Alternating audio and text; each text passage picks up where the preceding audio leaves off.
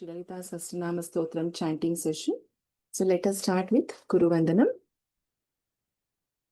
Gurureva gatirgurumeva bhaje Gurunaiva sahasmi namo gurave Na gurof paramam shishurasmi guroho Matirasti gurau mama pahi guru. Dhyanam. Let us meditate upon Devi. Let us visualize Devi and then start the Dhyanam. Sinduraruna vigrahan trinayanam Manikya maulis bhurat Taranayaka shekharam Smita mapina vakshoruham पाणिभ्यामलिपूर्णरत्नचषकं रक्तोत्पलं बिभ्रतीं सौम्यां रत्नघटस्थरक्तचरणां ध्यायेत् परामम्बिकाम् अरुणां करुणातरङ्गिताक्षीम् धृतपाशाङ्कुशपुष्पबाणचापाम् अणिमादिभिरावृतां मयूखैः अहमित्येव विभावये भवानी ध्यायेत् पद्मासनस्थां विकसितवदनां पद्मपत्रायताक्षीम् हेमाभां पीतवस्त्रां करकलितलसद्धेम पद्मां वराङ्गीं सर्वालङ्कारयुक्तां सततमभयदां भक्तनम्रां भवानीं श्रीविद्यां शान्तमूर्तिं सकलसुरनुतां सर्वसम्पत्प्रदात्रीम् सकुङ्कुमविलेपनामलिकचुम्बिकस्तूरिकां समन्दहसिते क्षणां सशरचापपाशाङ्कुशाम् अशेषजनमोहिनीमरुणमाल्यभूषाम्बरां जपाकुसुमभासुरां जपविधौ स्मरेदम्बिकाम् श्रीमात्रे नमः. Let us chant the first 5 verses and then we will do a quick revision of 71 to 75th verses and then the new verses. Shri Mata Shri Maharagni Shrimat Simhasaneshwari चिदग्निकुण्डसम्भूता देवकार्यसमुद्यता उद्यद्भानुसहस्राभा चतुर्बाहुसमन्विता रागस्वरूपपाषाढ्या क्रोधाकाराङ्कुशोज्ज्वला मनोरूपेक्षुकोदण्डा पञ्चतन्मात्रसायका निजारुणप्रभापूरमज्जद्ब्रह्माण्डमण्डला चम्पकाशोकपुन्नागसौगन्धिकलसत्कचा कुरुविन्दमणिश्रेणीकनत्कोटीरमण्डिता Ashtami चन्द्रविभ्राजदलिकस्थलशोभिता मुखचन्द्रकलङ्काभमृगनाभिविशेषका. Let's move to the 71st verse.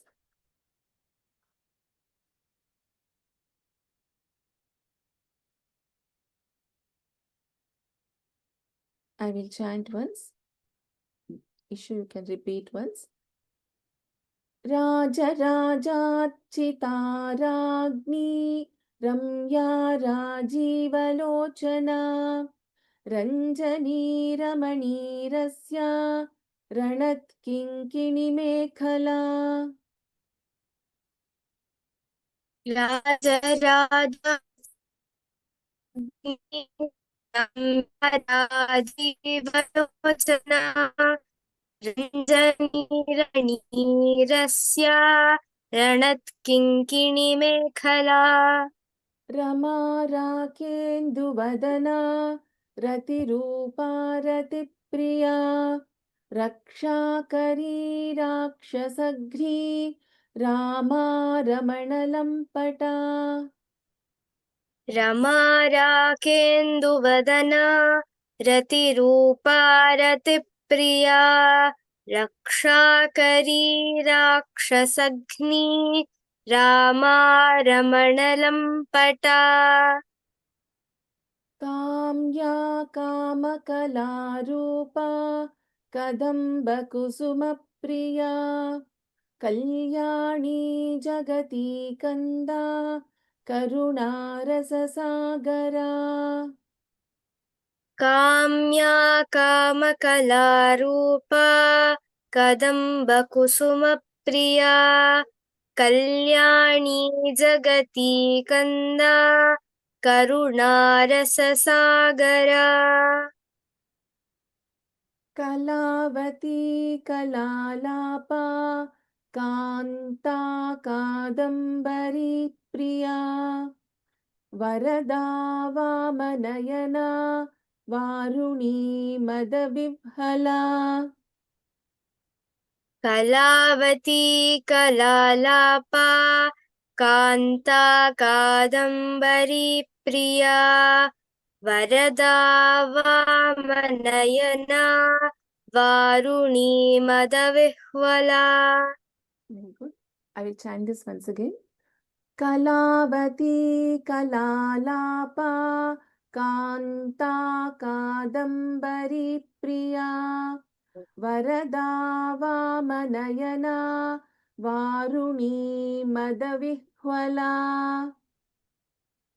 कलावती कलालापा कान्ता कादम्बरी प्रिया वरदा वामनयना वारुणी मदविह्वला.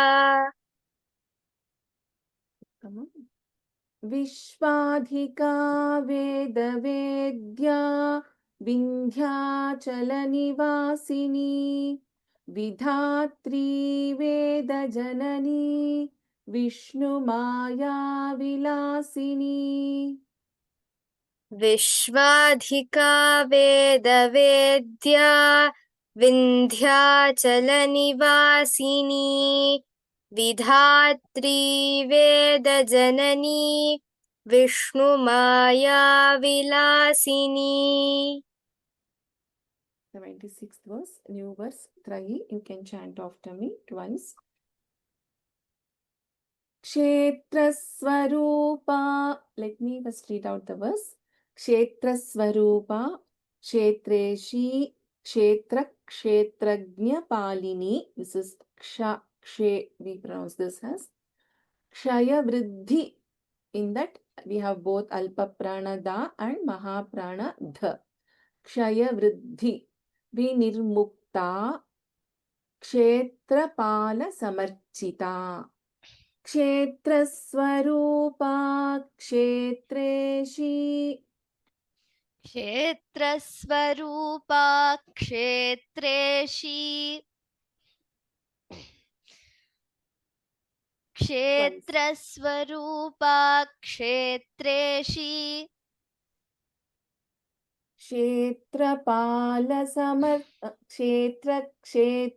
क्षेत्रज्ञपालिनी क्षेत्रज्ञपालिनी क्षेत्रज्ञपालिनी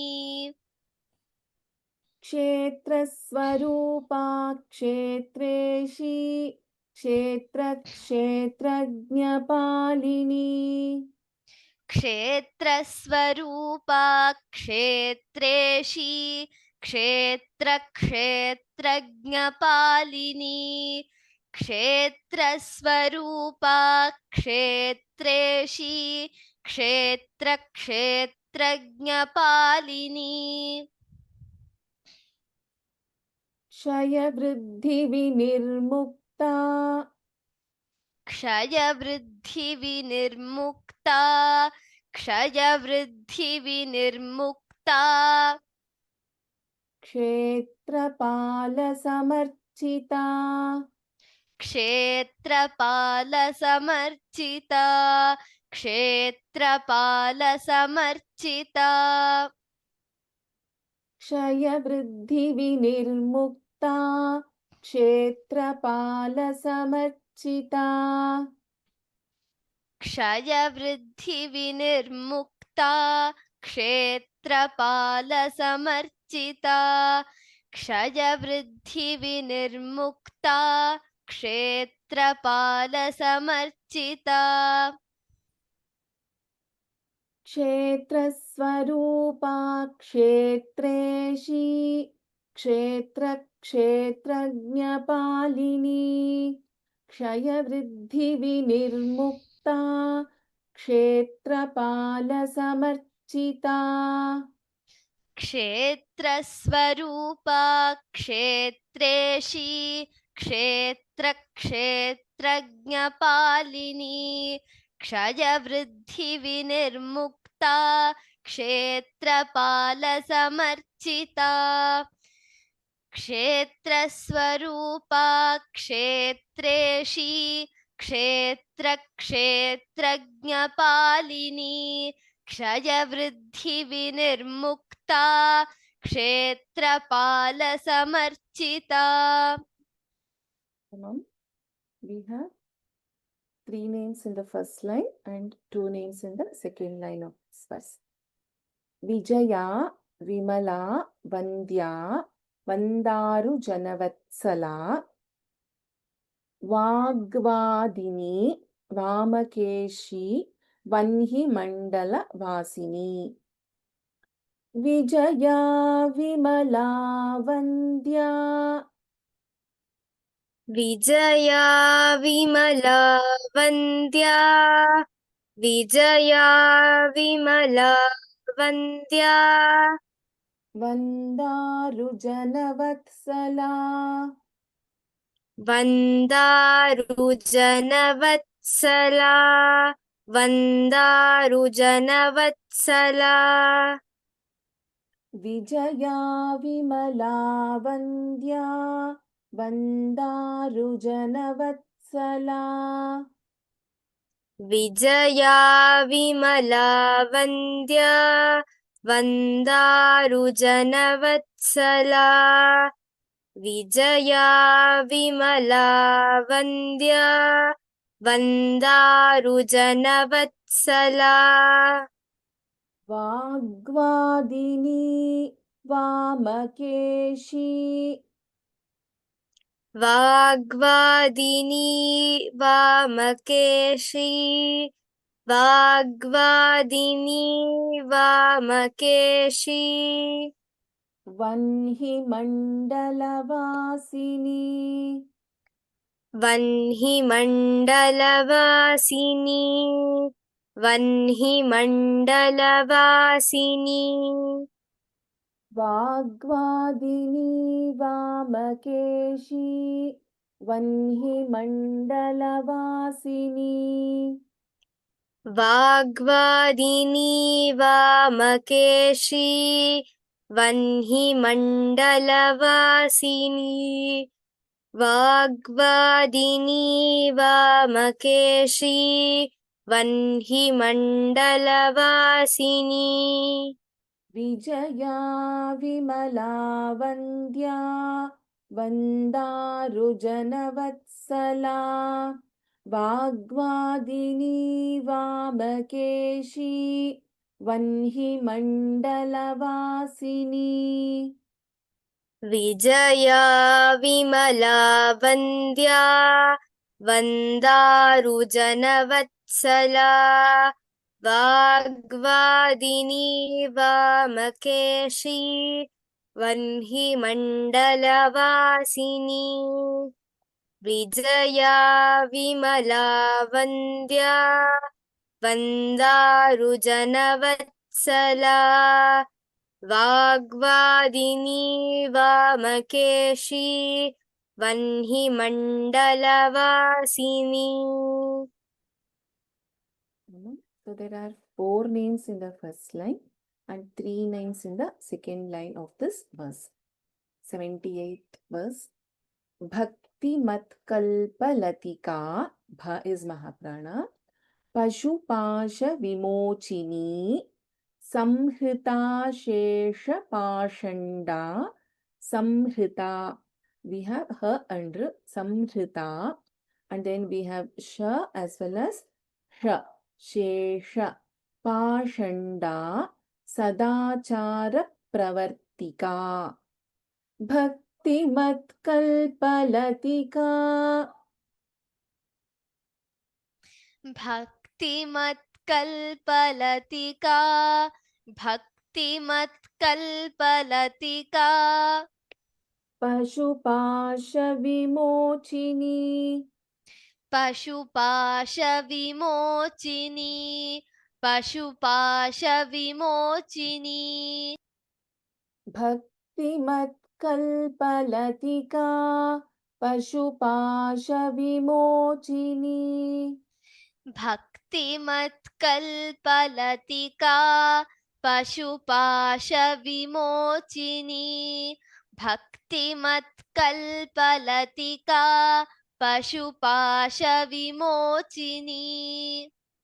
Samhrita Shesha Pashanda. Samhrita shesha pashanda. Samhrita shesha pashanda. Sadachara Pravartika. Sadachara pravartika. Sadachara pravartika. Samhrita Shesha Pashanda Sadachara Pravartika. Samhrita shesha pashanda. Sadachara pravartika. Samhrita shesha pashanda. Sadachara pravartika. Bhaktimat Kalpalatika Pashupasha Vimochini Samhrita Shesha Pashanda Sadachara Pravartika. Bhaktimat kalpalatika. Pashupasha vimochini. Samhrita shesha pashanda. Sadachara pravartika. Bhaktimat kalpalatika. Pashupasha vimochini. Samhrita shesha pashanda. Sadachara pravartika. 29th verse. Tapatrayagni Santapta Samahladana Chandrika. It's one name. We have to chant this together. Though while teaching, I'm going to split this. That is, I'm going to pause in between. But when we chant, we have to chant this as one line. Tapatrayagni Santapta Samahladana Chandrika. Taruni Tapasaradhya, Dha is Mahaprana. Tanu Madhya, again Dha is Mahaprana. Tamopaha. Tapatrayagni Santapta.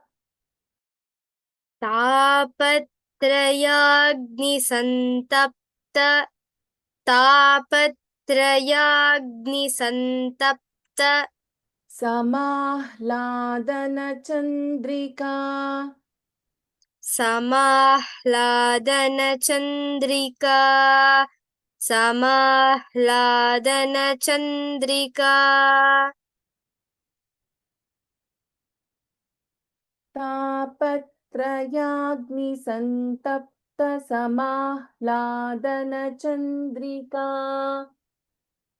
तापत्रयाग्निसन्तप्तसमाह्लादनचन्द्रिका तापत्रयाग्निसन्तप्तसमाह्लादनचन्द्रिका तरुणी तापसाराध्या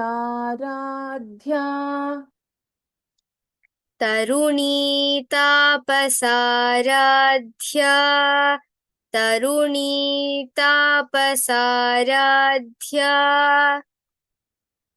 तनुमध्यातमोपहा तनुमध्यातमोपहा तनुमध्यातमोपहा तापत्रयाग्निसन्तप्तसमाह्लादनचन्द्रिका तरुणी तापसाराध्या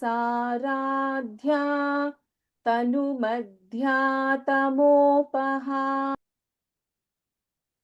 तापत्रयाग्निसन्तप्तसमाह्लादनचन्द्रिका तरुणी तापसाराध्या तनुमध्यातमोपहा तापत्रयाग्निसन्तप्तसमाह्लादनचन्द्रिका तरुणी तापसाराध्या तनुमध्यातमोपहा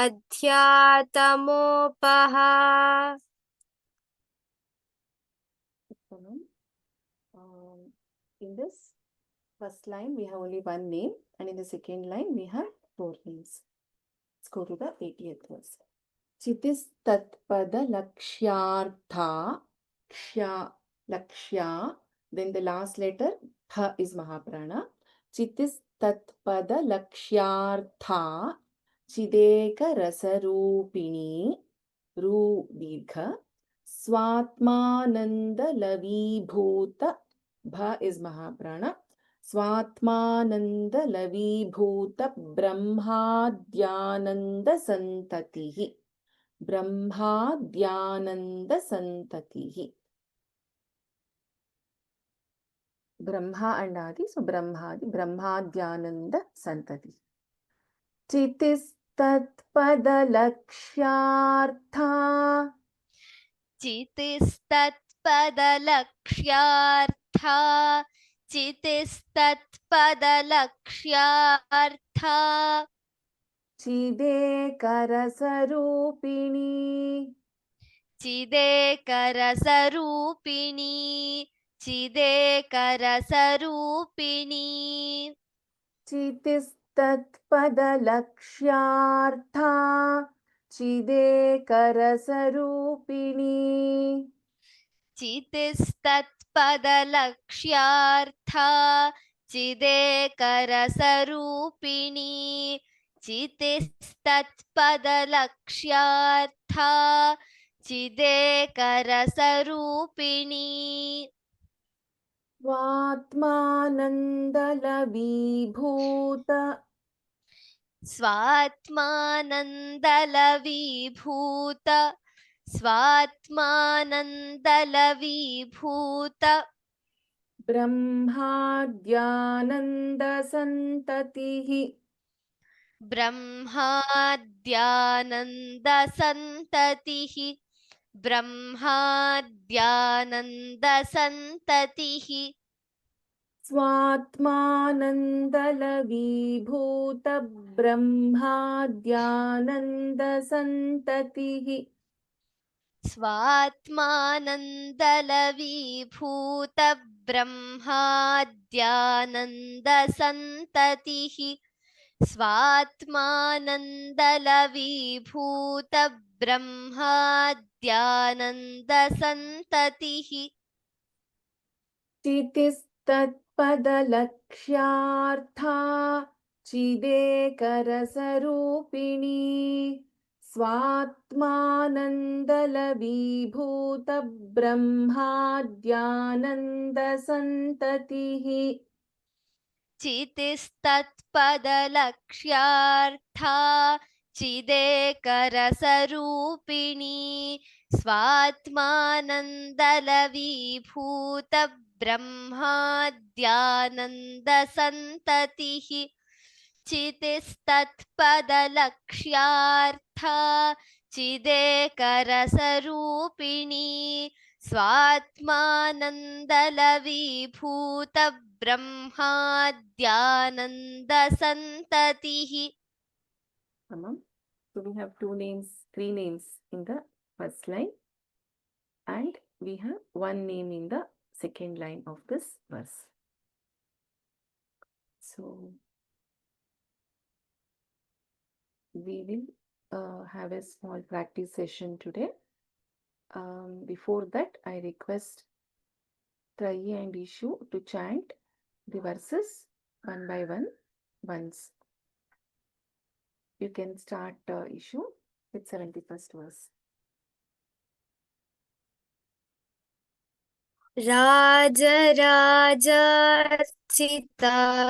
राजराजर्चिताराज्ञी रम्या राजीवलोचना रञ्जनी रमणीरस्या रणत्किङ्किणिमेखला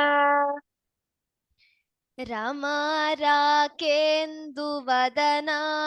रतिरूपा रतिप्रिया रक्षाकरी राक्षसघ्नी रमा रामा रमणलम्पटा. Second line once again. रक्षाकरी राक्षसघ्नी रामा रमणलम्पटा. काम्या कामकलारूपा कदम्बकुसुमप्रिया कल्याणी जगती कन्दा करुणारससागरा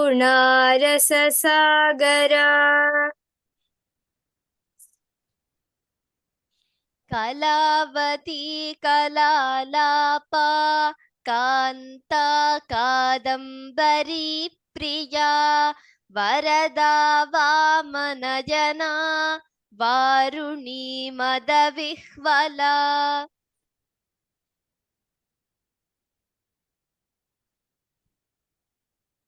विश्वाधिका वेदवेद्या विन्ध्याचलनिवासिनी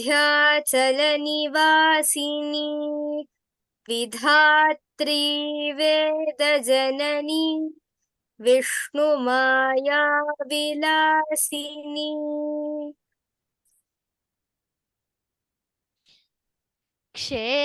क्षेत्रस्वरूपा क्षेत्रेशी क्षेत्रक्षेत्रज्ञपालिनी क्षयवृद्धिविनिर्मुक्ता क्षेत्रपालसमर्चिता विजया विमला वन्द्या वन्दारुजनवत्सला वाग्वादिनी वामकेशी वह्निमण्डलवासिनी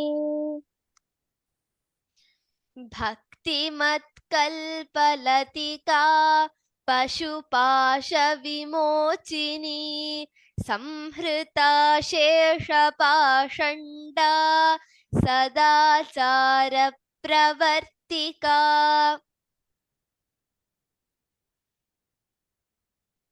तापत्रयाग्निसन्तप्तसमाह्लादनचन्द्रिका तरुणी तापसाराध्या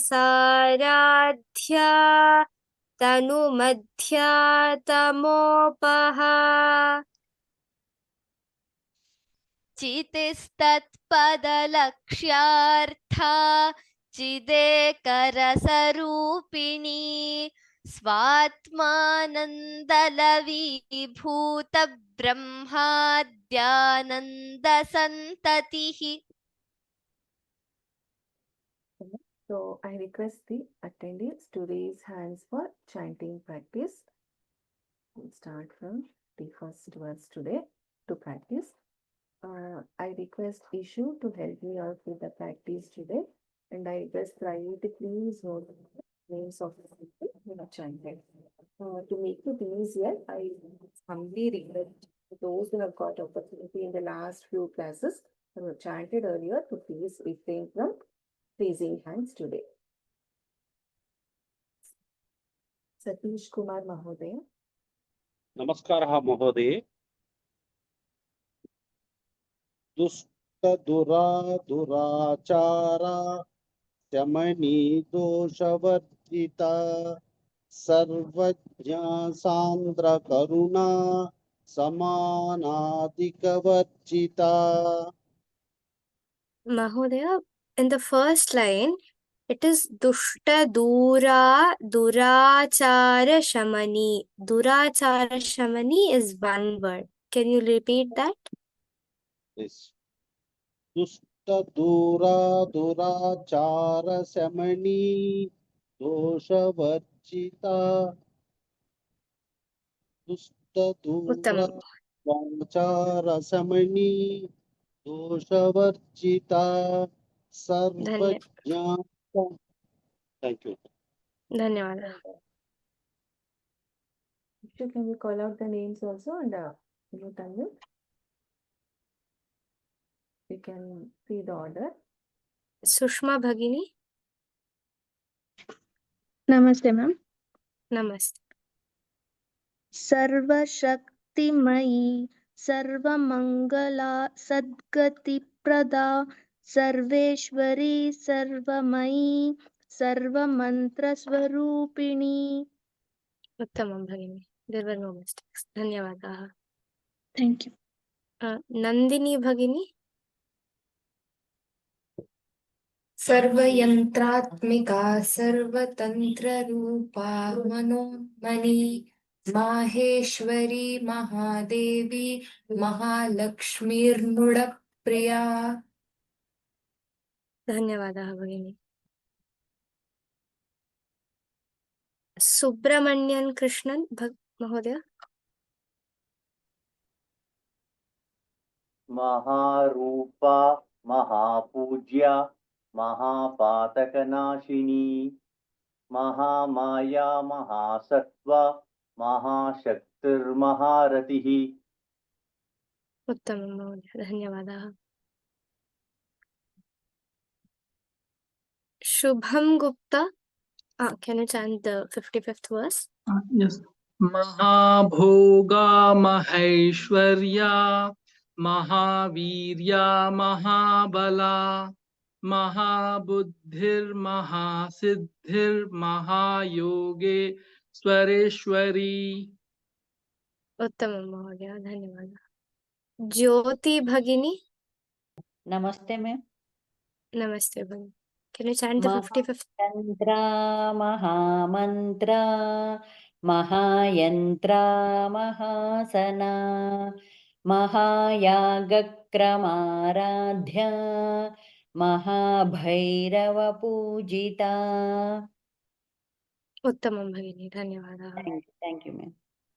Thank you. Sneha Bhagini. नमस्ते। Namaste. Can you chant? महेश्वर महाकल्प महातांडव साक्षिणी महाकामेश महिषी महात्रिपुर सुंदरी। Uttamam. Dhanyawada. Thank you. Ishveen Jolly. नमस्कारम। Namaskaram Bhagini. चतुष्षष्टि उपचाराढ्या चतुष्षष्टि कलामयी महाचतुष्षष्टि कोटि योगिनी गणसेविता। धन्यवादाः भगिनी. Thank you. Thank you. Meghala's iPhone. Namaste. Namaste bhagini. Can you chant the 59th verse? Manu Vidya Chandra Vidya Chandramandala Madhyaga Charu Rupa Charu Hasa Charu Chandra Kaladhara. धन्यवादाः भगिनी. Thank you. Thank you. Janaki Rajaram. नमस्ते भगिनी. Namaste bhagini. चराचर जगन्नाथ चक्रराजनिकेतना पार्वती पद्मनयना पद्मरागः समप्रभा. Can you chant the last pada bhagini? Parvati पद्मनयना पद्मरागः समप्रभा समप्रभा. It seems like there was a dvitva on the sa. It is Padmaraga Samaprabha. Can you repeat? पद्मराग समप्रभा. धन्यवादाः. धन्यवाद. Vinovartini Rajalakshmi. Oh, just a minute. Panchapredasanasina Panchabrahmaswarupini Chinmayi Paramananda Vijnana Ganarupini. धन्यवादाः भगिनी. Neeraja Srinivas. Namaste. नमस्ते. ध्यानध्यास्तृध्येय रूपा धर्मा धर्म विवर्जिता विश्वरूपा जागरिणी स्वपन्ती तैजसात्मिका. धन्यवादाः भगिनी. आशालता. हाँ भगिनी. Can you chant the 63rd verse? सुप्ता प्राज्ञात्मिका तुर्या सर्वावस्था विवर्जिता सृष्टिकर्त्री ब्रह्मरूपा Gotri गोविन्दरूपिणी. धन्यवादाः भगिनी. धन्यवाद. ध्रुवा चरण सिंह. राम राम राम भगिनी. Ram Ram Ram. Can you chant the 64th verse? संहारिणी रुद्ररूपा तिरोधानकरीश्वरी सदाशिवानुग्रहदा पंचकृत्यपरायणा. Can you repeat the first line? संहारिणी रुद्ररूपा तिरोधानकरीश्वरी. One more time, ma'am. संहारिणी रुद्ररूपा तिरोधानकरीश्वरी सदाशिवानुग्रहदा पंचकृत्यपरायणा. In the first line, Mahodaya, it is Rudra Rupa. There is a dirgha in Ru. Just a minute. And in Tirodhanakarishwari. So what she meant was Tirodhanakarishwari. So it is One more. Okay, Tirodhanakarishwari. ma'am? I'll repeat once. You can repeat after me. Samharini Rudra Rupa Tirodhanakarishwari. संहारिणी रुद्ररूपा तिरोधानकरीश्वरी. Karishwari. तिरोधानकरीश्वरी. This re, no, you should elongate. Karishwari. तिरोधानकरीश्वरी. And in Rudra Rupa,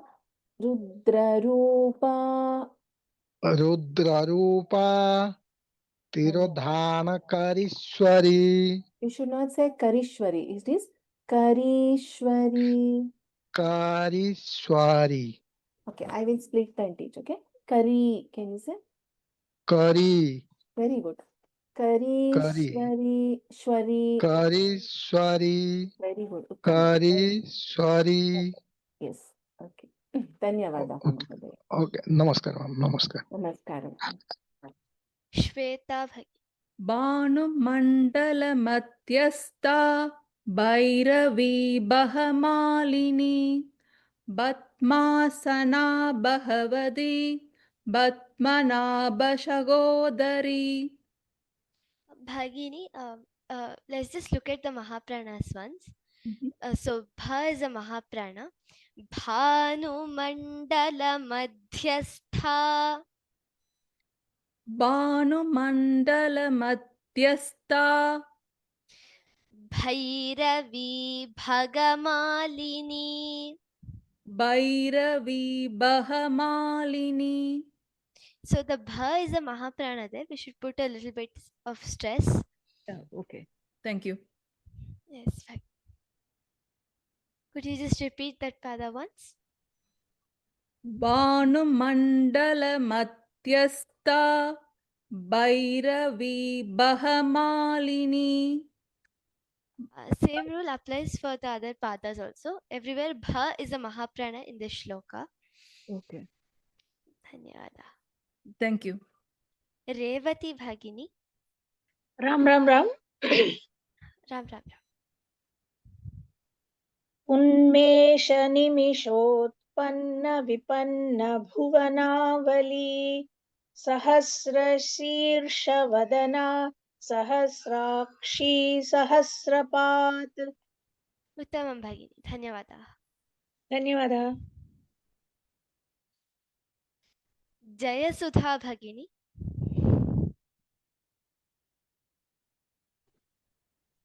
Ram Ram Ram Ram. Ram Ram Ram. Can you chant me once? Yes, sure Bhagini. Abrahma Kita Janani Varnashrama Vidhayini Nijagnya Rupa Nigama Punya Punya Phala Prada. आब्रह्मकीड जननी वर्णाश्रम विदायिनी निजाज्ञान रूप निकामा पुण्या पुण्य फल प्रदा. So Bhagini, in the third pada, it is Nijagnya Rupa Nigama.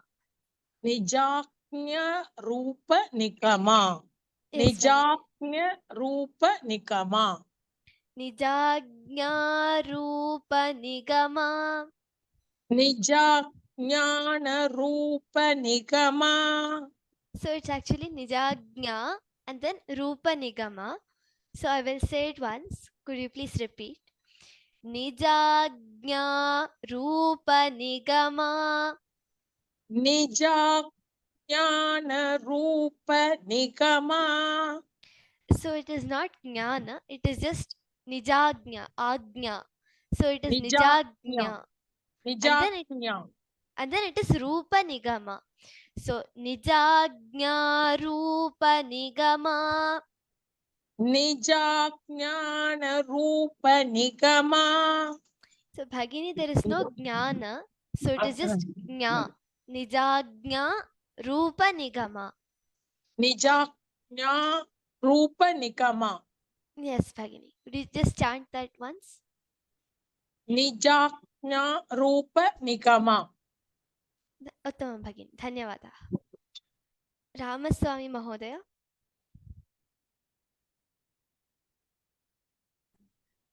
श्रुतिसीमन्दसिन्दूरिकृतपादाब्जधूलिका सकलागमसन्दोगशक्तिसम्पुटमौक्तिका. It is Shukti Samputa Mauktika. Shukti, okay. सकलागम संदोग शुक्ति संपुडमौक्तिका. This Mauktika, so ka should also be heard there. मौक्तिका. Okay. सकलागम संदोग शुक्ति संपुडमौक्तिका. Uttam, Mahodaya, धन्यवादाः. Sethuram, ma, I am there, ma. Ram Ram. Ram. Purushartha Pradha Purna Bhogini Bhuvaneshwari Ambika Nadhinidana Hari Brahmendra Sevita. So in the third pada, it is Ambika Nadi Nidhana. So the is Alpa Prana. Do you please chant that once? Okay. Ambika Nadhinidhana Hari Brahmendra Sevita. धन्यवादाः महोदय. स्वाति भगिनी. नमस्कारं महोदय. नमस्कार. Please chant. Narayani नादरूपा Namrup विवर्जिता ह्रींकारी ह्रीमती हृद्या हेयोपादेय वर्जिता. So Bhagini, in the last pankti, it is Hrinkari Hrimati Hridya. So it is Dirgha. So could you please chant that? Okay. Hrinkari Hrimati Hridya. So in the first word also it is Hrinkari. So it is Dirgha. Okay. It is Hrinkari Hrimati Hridya. Hrinkari Hrimati Hridya. So Hri is Dirgha and Ri is Dirgha. So could you please chant? Hrinkari Hrimati Hridya. Hrinkari Hrimati Hridya. धन्यवादाः भगिनी. उत्तमं भगिनी. धन्यवादाः. धन्यवाद. सविता पाल भगिनी. राजराजार्तिका राज्ञी रम्य राजीवलोचना रञ्जनी रमणी रस्या रणा किङ्किणी मेखला. Could you repeat the first pankti once? राजराजार्तिकाराग्नि रम्य राजीवलोचना. So Bhagini, it is Raja Rajarchita. So I will say it once. Could you please repeat? Raja Rajarchita. राजराजार्तिका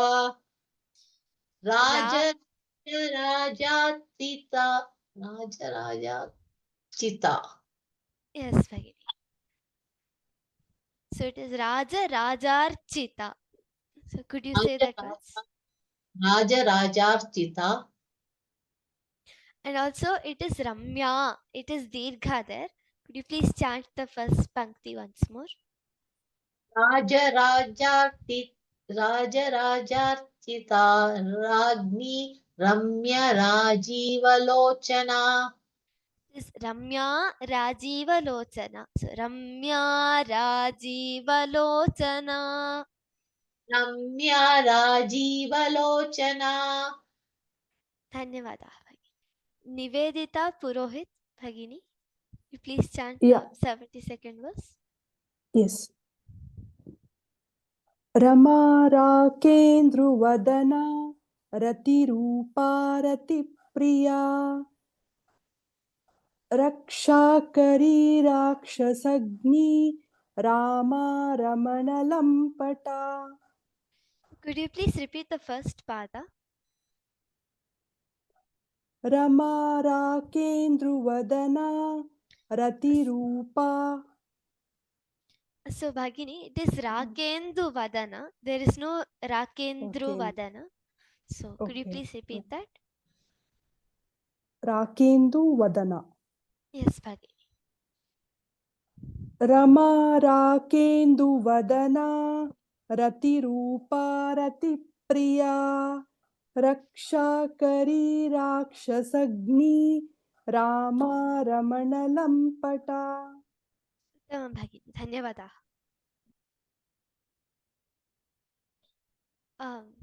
नलिनी जयंती भगिनी।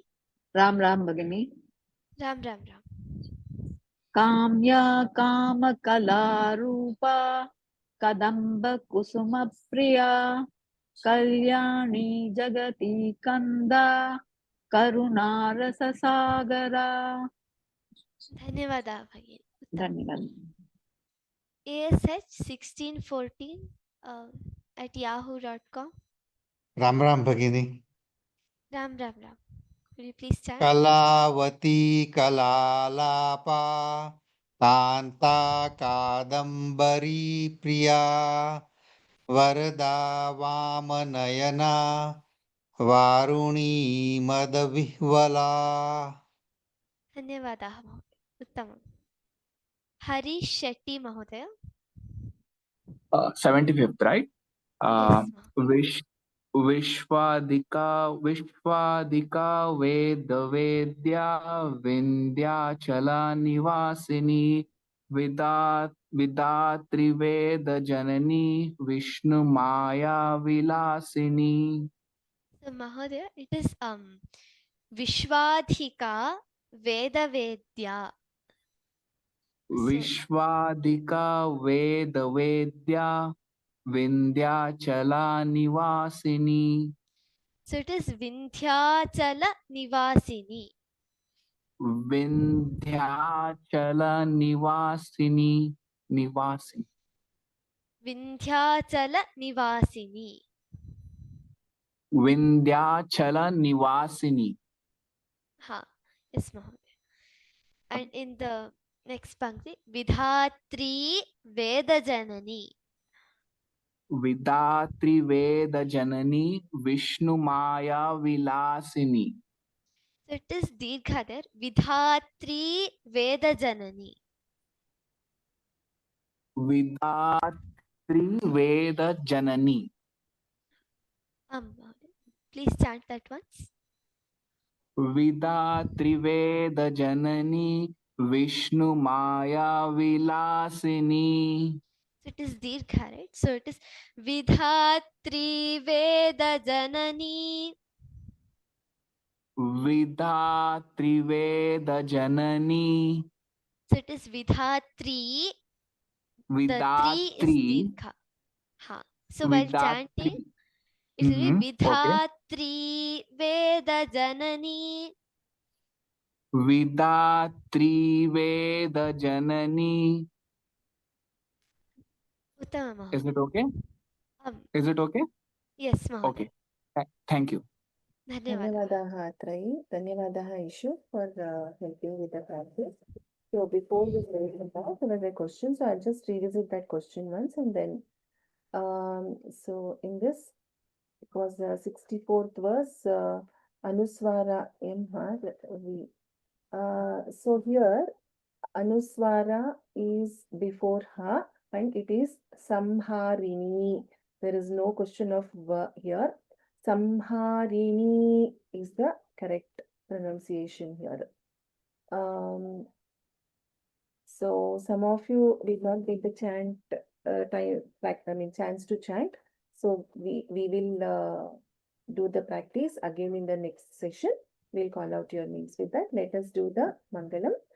Before we do the Mangalam, thank you Ishu and Trayi for helping out on this. You can do the Mangalam also, Trayi. Trayi, Sarva Mangala Mangalya.